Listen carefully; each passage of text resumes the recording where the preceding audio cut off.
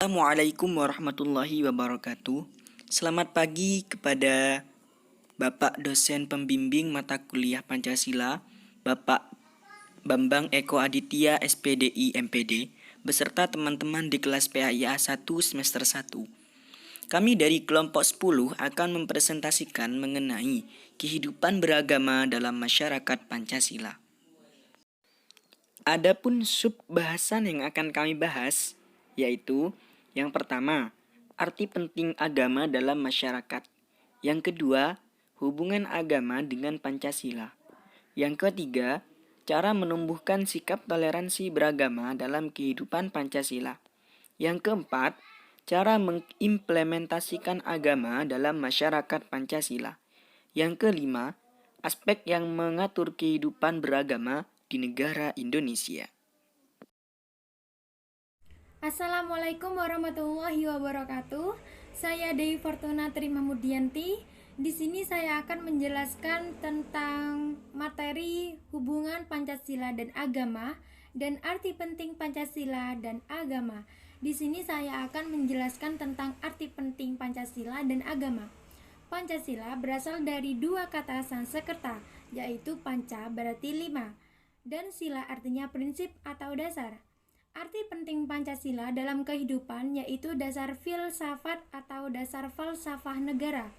Artinya, Pancasila merupakan suatu dasar nilai serta norma untuk mengatur pemerintahan sebagai penyelenggaraannya. Sedangkan agama adalah ajaran sistem yang mengatur tata keimanan atau kepercayaan dan peribadatan kepada Tuhan yang Maha Kuasa serta kaidah yang berhubungan dengan pergaulan manusia dan manusia serta lingkungannya. Yang kedua, hubungan Pancasila dan agama. Hubungan Pancasila dan agama dibuktikan pada sila pertama Pancasila yang berbunyi ketuhanan yang Maha Esa. Menurut Notonegoro, menyatukan bahwa bangsa Indonesia adalah asal dari nilai-nilai Pancasila yang digali dari negara Indonesia sendiri yang berupa nilai-nilai adat istiadat, kebudayaan, serta nilai-nilai religius yang terdapat di kehidupan sehari-hari bangsa Indonesia. Assalamualaikum warahmatullahi wabarakatuh. Perkenalkan, nama saya Elisa Dewi Cahaya Pratiwi dengan nomor NIM 201 101 010 054. Di sini saya akan menjelaskan tentang cara menumbuhkan sikap toleransi antar umat beragama dalam kehidupan sehari-hari. Dalam menjalani kehidupan sosial dalam masyarakat, individu akan dihadapkan dengan kelompok-kelompok yang berbeda dengannya, salah satunya dalam bidang kepercayaan atau agama. Dalam pembukaan UUD 1945, pasal 29 ayat 2 dijelaskan bahwa negara menjamin kemerdekaan tiap-tiap penduduk untuk memeluk agamanya sendiri dan untuk beribadah menurut agamanya dan kepercayaannya.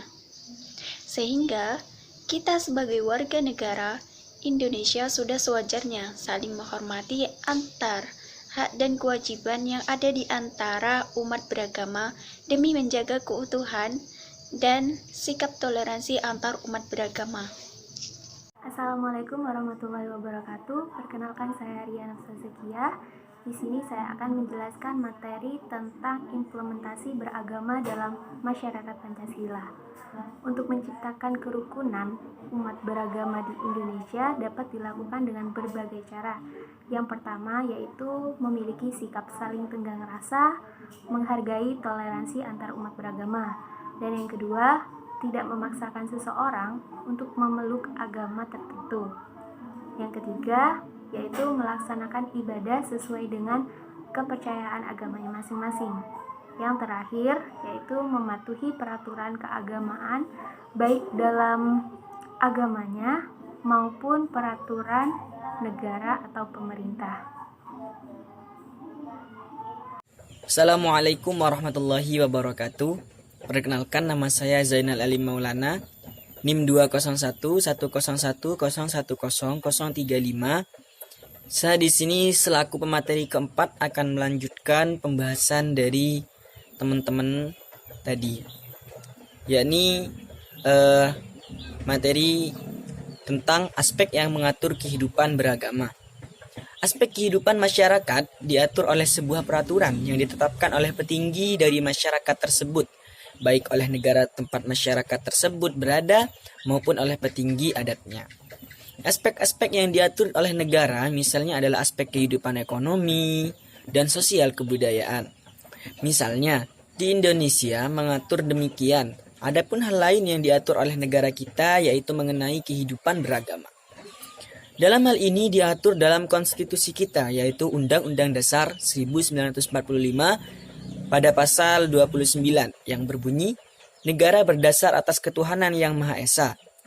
2. Negara menjamin kemerdekaan tiap-tiap penduduk untuk memeluk agamanya masing-masing dan untuk beribadah menurut agamanya dan kepercayaannya masing-masing.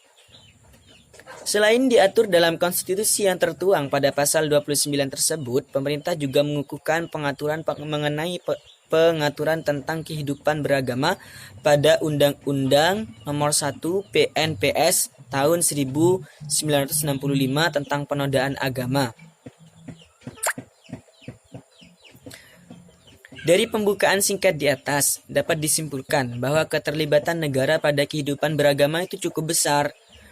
Negara menjamin kebebasan memeluk agama di dalam konstitusi tetapi membatasi kepercayaan masyarakat pada UU penodaan agama. Di dalam UU ini terdapat unsur yang memiliki muatan bahwa seseorang dilarang melakukan kegiatan peribadatan yang menyimpang dari agama yang bersangkutan. Di sini terlihat bahwa ada pembatasan kepercayaan yang dianut oleh masyarakat karena masyarakat dibatasi harus melakukan peribadatan sesuai dengan agama yang ditentukan. Jadi kesimpulan dari materi kelompok kami yaitu agama merupakan bagian terpenting dalam kehidupan bangsa Indonesia. Pancasila sebagai petunjuk kehidupan berbangsa dan beragama tentunya harus tetap dijadikan pijakan oleh umat beragama di Indonesia. Baik itu dalam setiap bertindak dan berbuat di antara umat beragama yang lain. Toleransi beragama harus bisa dijunjung tinggi dan kebijakan hukum harus sesuai dengan kepentingan umat dalam menjalankan agamanya secara bebas tanpa ada pemaksaan. Maka dari itu harus ada kesadaran akan adanya toleransi beragama dalam masyarakat Pancasila. Agar apa? Agar tercipta kerukunan dan keutuhan dari nilai yang terkandung dalam Pancasila, sila pertama dapat terwujud. Mungkin sekian dari kelompok kami, kurang lebihnya mohon maaf. Assalamualaikum warahmatullahi wabarakatuh.